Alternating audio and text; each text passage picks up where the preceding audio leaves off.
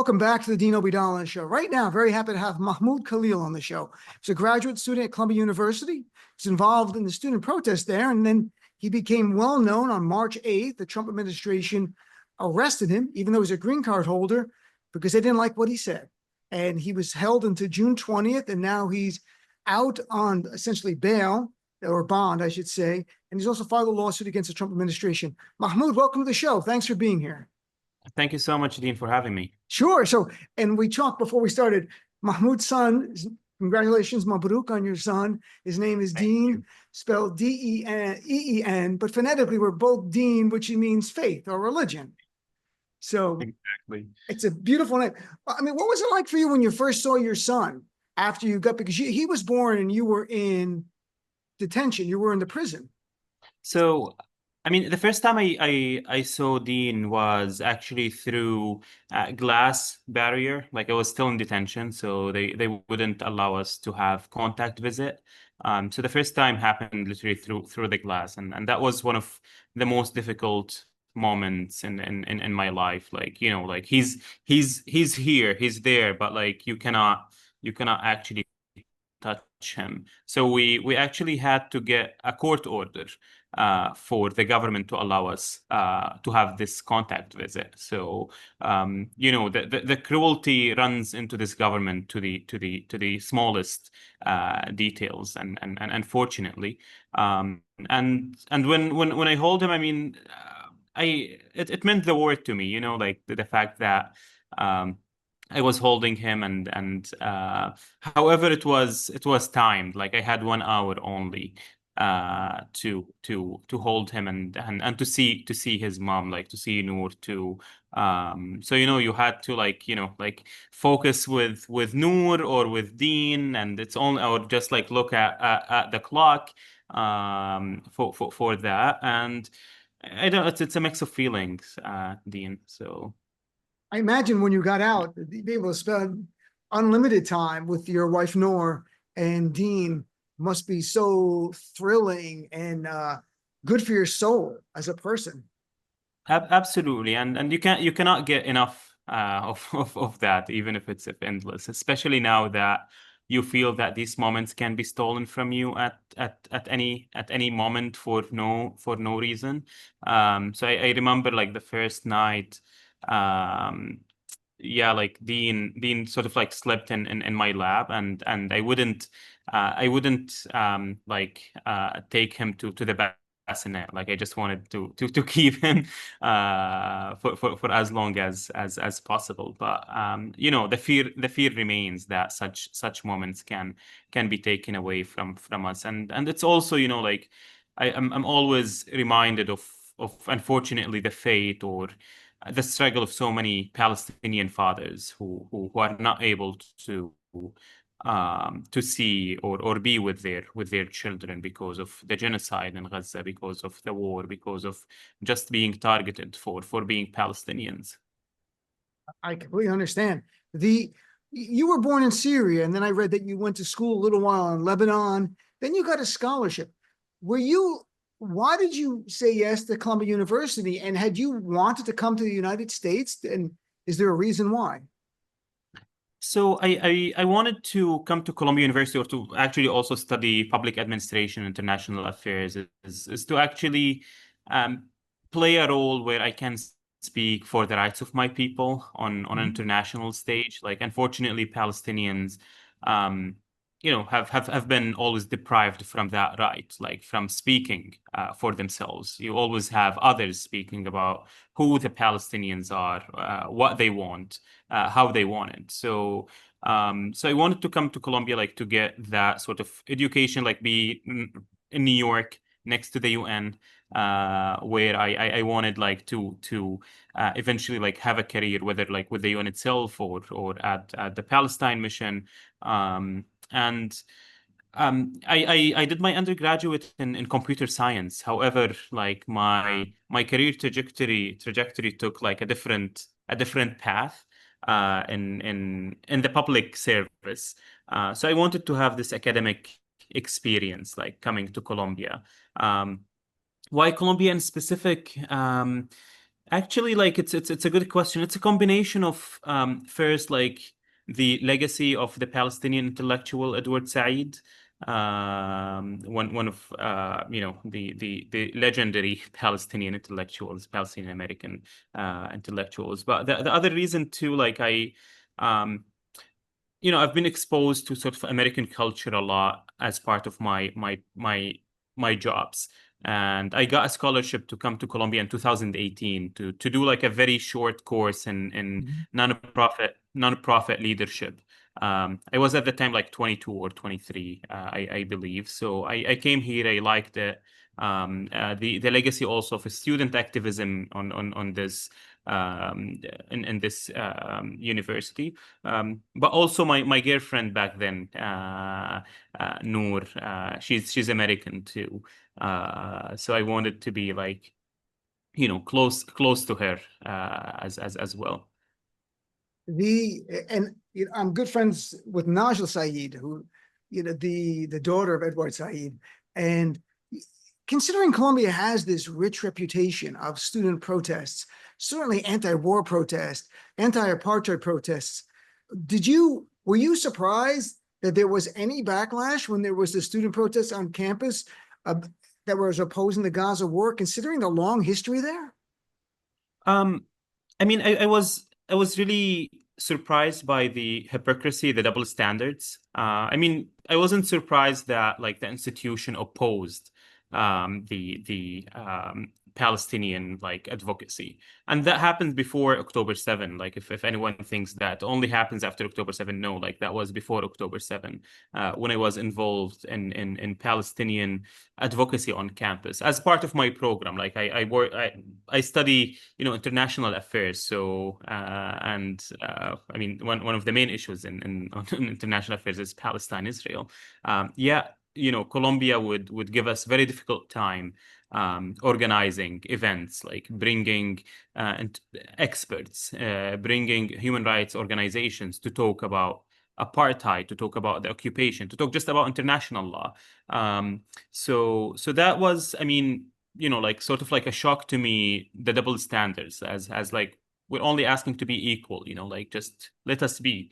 And But looking at Colombia history, Dean, they never fail to disappoint, like whether it is in the 30s when they expelled a student for protesting Colombia's collaboration with Nazi Germany, or in the 60s when they expelled students for opposing and during the civil rights movement. So it's not a surprise that Colombia is doing what they are doing.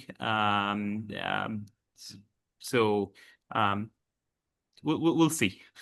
It's interesting that the two sides to the history, the other side I didn't know until you just told me now. I just knew about their rich history of student protest. That was a big part at Columbia University. I saw that there were Jewish students who were supportive of you, and that there were Jewish students involved in the actual protest on the side of Palestinian humanity. Can you share a little bit about that? Because, all these allegations that are directed against any of us who speak out about Palestinians, that somehow it's anti-Jewish or anti-Semitic, when in reality, it's just pro-humanity. And some of our greatest allies are young Jewish people and Jewish people of all ages, to be blunt. Absolutely. And I want to emphasize again on our greatest allies being, like the Jewish people. And this is what I believed from a young age, and in terms of like the liberation of Palestinians and the Jewish people are intertwined. And you cannot get someone's safety without getting the other's safety as well. And the accusation of anti-Semitism is being misused, not to protect the Jewish people per se from hate, but to shield Israel from accountability. And I mean, there is real anti-Semitism in this world happening. But what we're witnessing now is more of a systematic weaponization of the term anti-Semitism to shut down the criticism of a violent apartheid genocidal regime. And at Columbia, I still like I have the pleasure of being surrounded by a lot of Jewish students who feel that it's their duty to speak against Israel. because unfortunately Israel is using their name to commit all these atrocities. And this is what's actually fighting anti-Semitism, is the fact that you have these brave students, brave Jewish community that's standing up against the weaponization of anti-Semitism.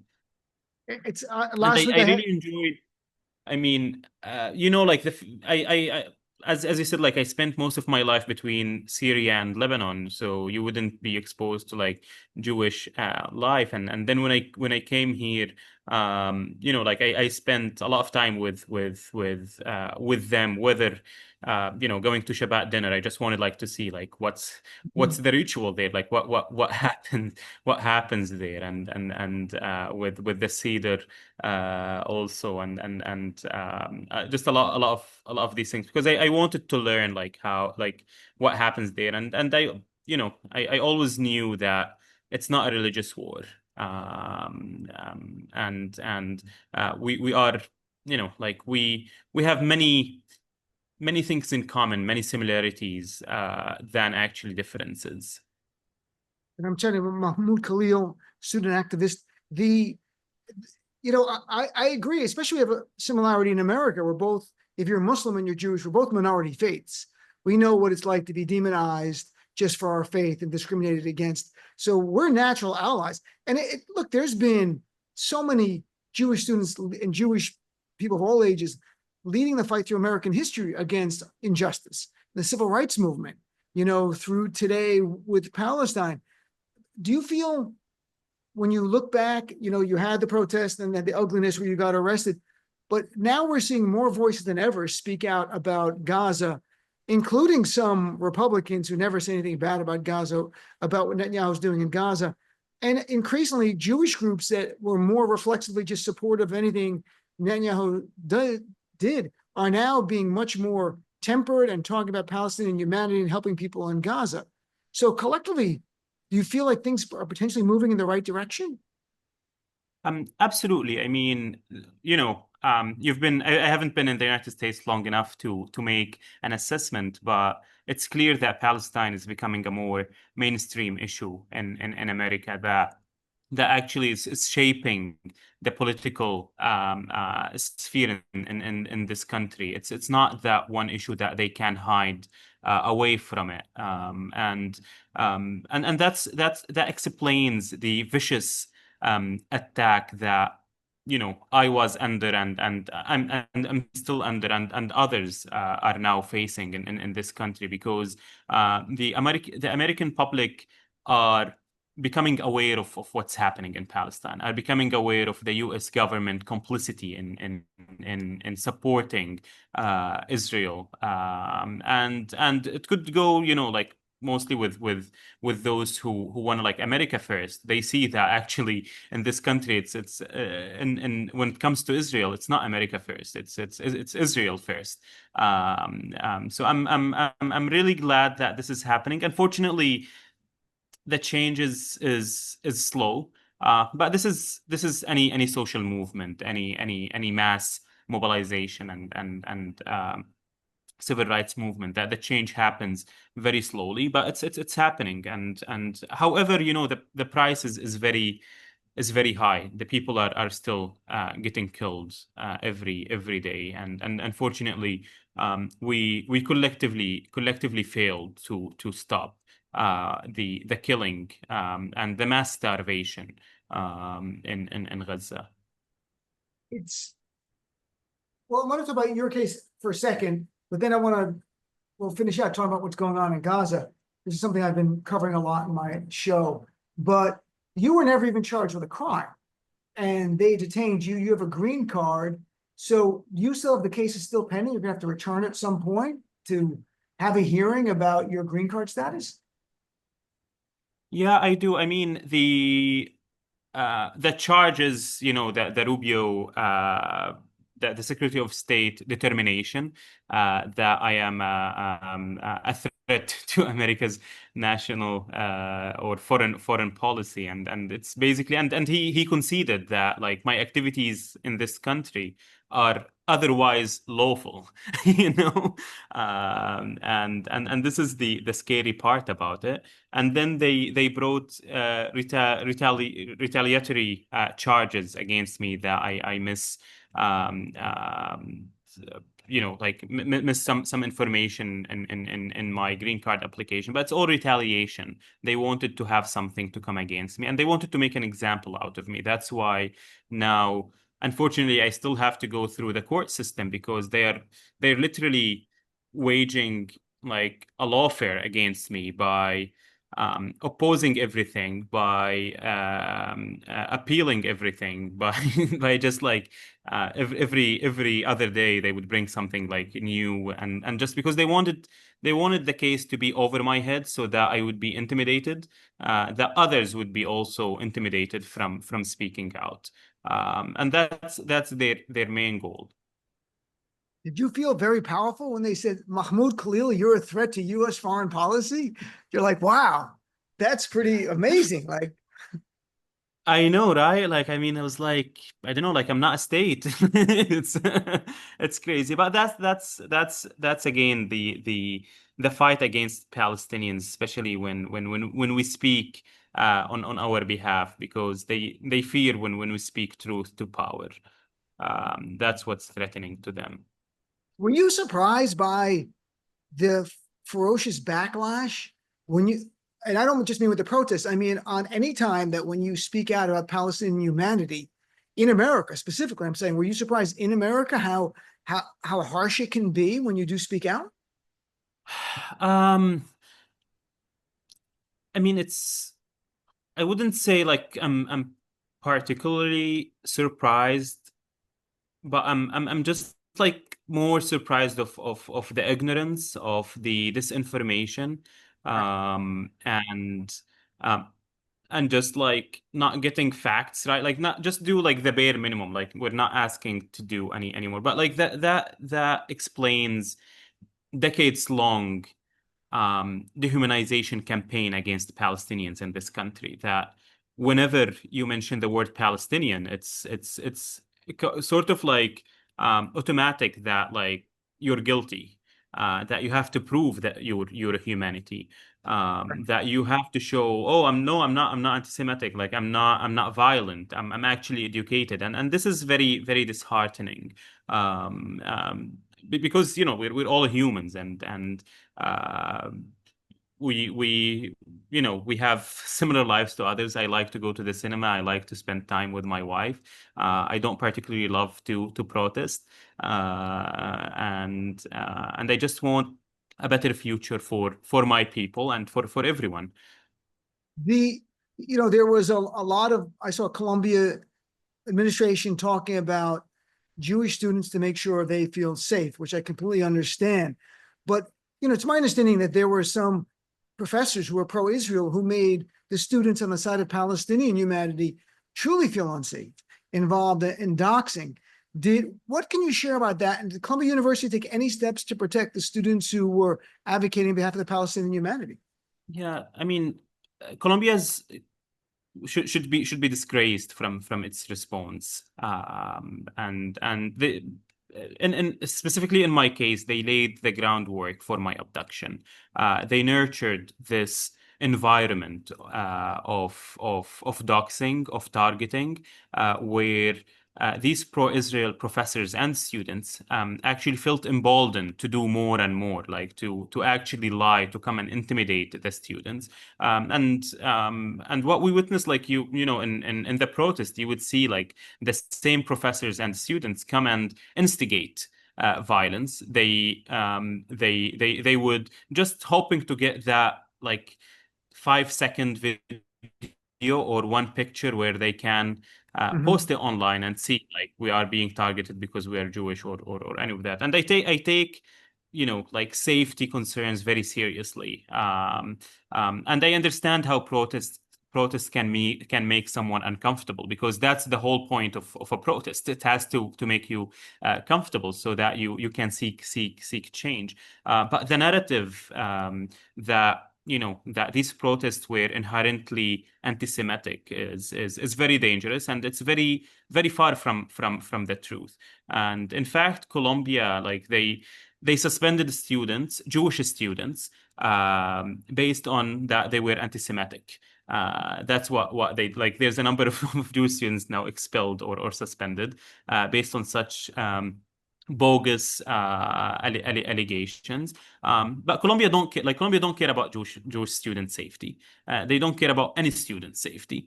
They only care about like their endowment, their money, and what their donors want, and the connections of their board of trustees. That's very well connected with the war machine on Palestine. When you have a trustee is on the board of Lockheed Martin, for example, or has connection with Boeing, or with such like companies complicit in the genocide in Gaza. You understand the system. That's now like they are, they're loving it that now like being targeted by Trump because they have someone to do the dirty work for them. That's very well put. And I saw that we won't go into detail of it, but you filed a lawsuit against the Trump administration for $20 million for false imprisonment. And I hope you win and you get like the 20 million. This would be great. And then, maybe you can make a loan to me. I could use, like $500,000, just like a real big, I'll babysit Dean. You can just give me a little bit of money and I'll come over. I'm like, Dean, it's Dean, that kind of thing. But, this lawsuit, it's going to take a while to go through the courts. But tell us why, not the legal reason, but the bigger picture. Why did you file this lawsuit? I mean, it's only about accountability, Dean. Like I want nothing gonna make up for the moments I lost, for the 104 days I was away from Noor, from missing the birth of my son. I don't think like $100 million would make up for that. Like money is sweet, but is it really the thing that would make up for that? And that's why I'm seeking accountability, and the alternative of the $20 million is an apology from Trump and the reverse of this fascist policy against Palestinians. So it's not only about the money that I'm seeking here, and I want to push back and to actually make them pay for the overreach, for the injustices, for actually going after people for simply speaking out.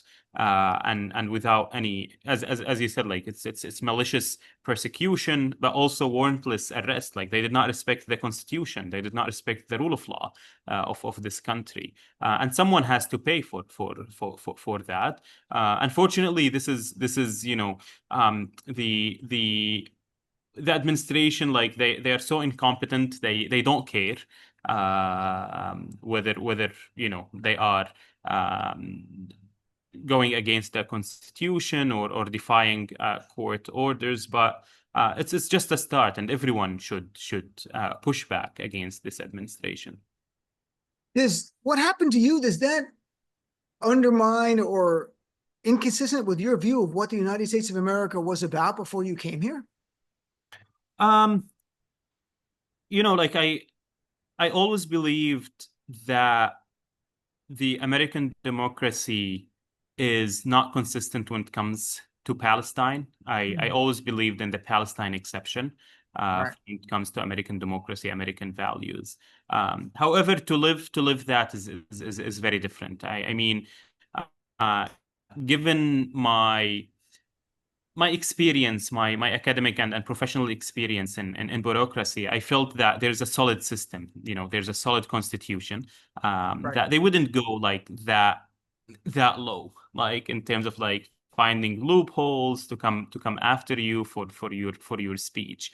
And yeah, that was like pretty very, very surprising to me that that a person has the power in this country to come after someone just because they did not like their speech.